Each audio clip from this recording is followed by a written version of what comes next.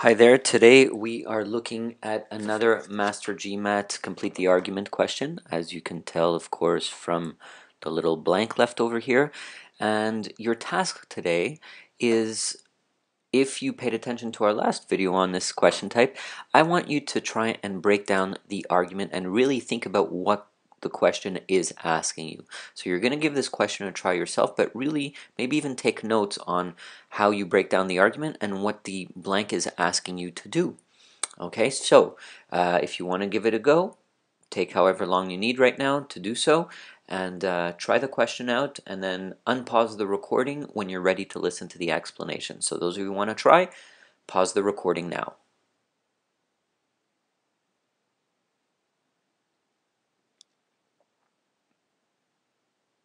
Okay, welcome back. So, as I've already explained in a previous video, in complete the argument questions, we must break down the argument into premises, conclusions, assumptions, and so forth, and then identify the question type as one of the question types that you can get in critical reasoning questions, and then proceed as you would with that question type. Now, this is the kind of stuff that we teach, of course, through our program, is to identify each and every kind of question type, because each and every one of them has its own technique and its own little traps to watch out for, and so forth. So, if you've done your work over here, you know that.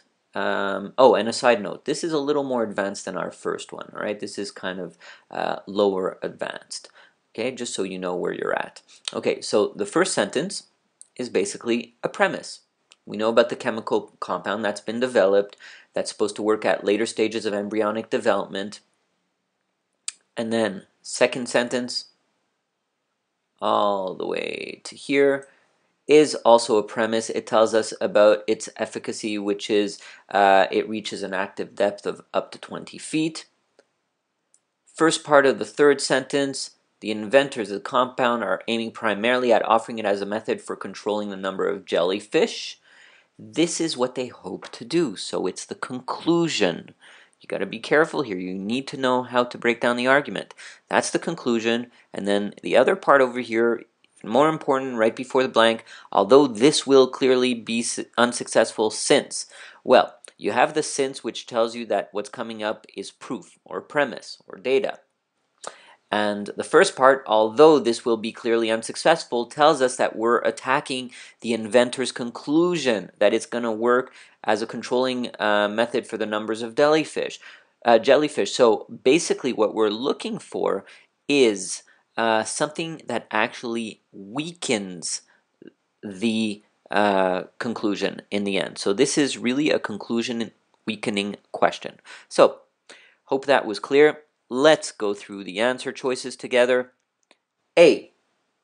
Such an invention will most likely be implemented by groups looking to reinstate balance, etc., etc. Who actually uses this method is completely irrelevant as to its success. There's not enough information here telling us whether it's going to be successful or unsuccessful. It's completely unrelated. B, the vertical order of mixture of different liquids, blah, blah, blah. They're giving us more data over here, just technical data that tells us nothing about whether the method is going to work or not work.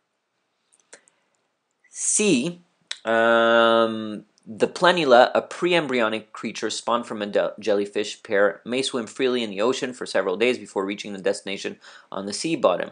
Well, be careful over here. This, again, is completely irrelevant because the argument talks about not pre-embryonic, as the planula creature is, but we're talking about something that is in the later stages of embryonic development. So, the fact that planula do something over here has nothing to do with anything because we're talking about a pre-embryonic creature. So, irrelevant.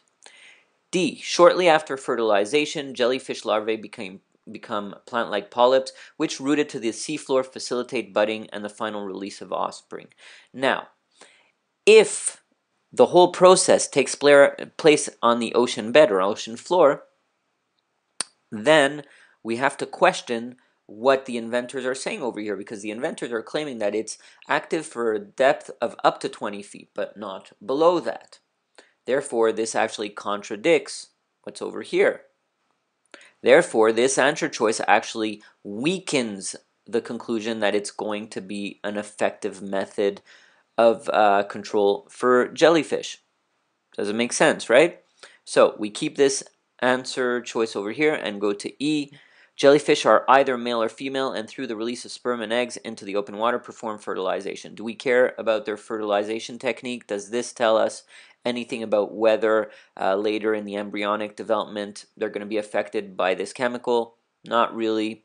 Therefore, our best answer choice is obviously D, which tells us that the whole process taking place on the ocean bed is going to be far enough away from the chemical that it's going to really not be affected by the chemical itself, which means that the inventors of the compound are probably wrong in their assessment. And that's why D is the correct answer choice. Let's click on that to make sure. We have, of course, our time awareness tool. Makes us super aware of how long it takes us to answer questions. Click on OK. And indeed, not only do you have a nice little superb over here, but you have a beautiful explanation to go over what it is you need. Very, very crucial. We actually make this very clear, very concise. Don't over explain things. Helps you learn amazingly. Okay, so until next time, take care.